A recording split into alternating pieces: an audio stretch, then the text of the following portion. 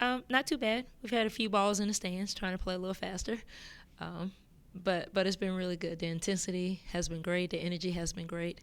Um, it's been really good these first couple of weeks of practice. I guess making the transitions a little bit easier in that you have some upperclassmen coming back. You don't inherit just a clean. You have something left.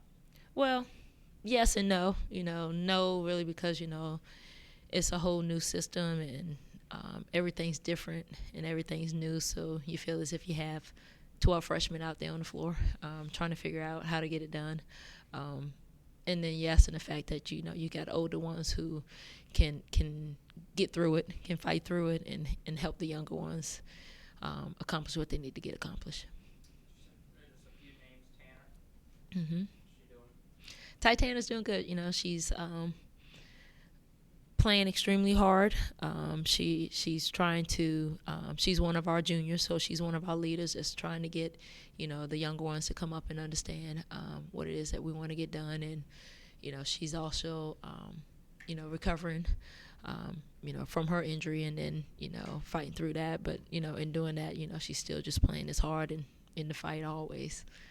And Muhammad. Hasina's doing well. Hasina's doing well. For just a sophomore, she has a tendency to take over a little bit. We saw that in Australia this summer.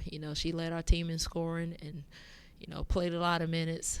So it was easy for her to bring what she did in the summer into a starting practice.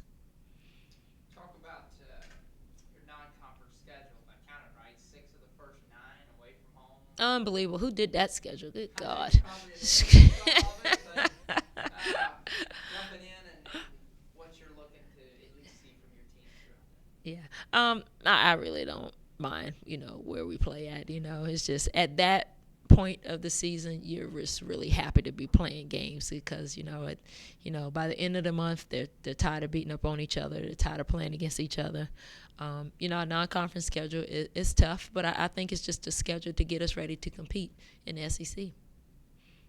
Talk about speaking of the SEC. I know uh, we're just in October and they're still playing football and things like that. But your view of this league now, teams 1 through 14 as a whole, as we sit here in October. Mhm.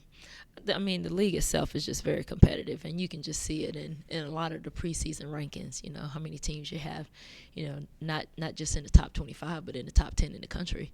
So it's a very competitive league. It's a very good league full of good coaches and good players. I mean, it's the best league in the country, and one of the best ones. If you want to compete, you got to come play in the SEC. I know it's hard to comment right now because you've yet to play a game, but newcomers that we should look for, newcomers that have stood out in the first couple of weeks.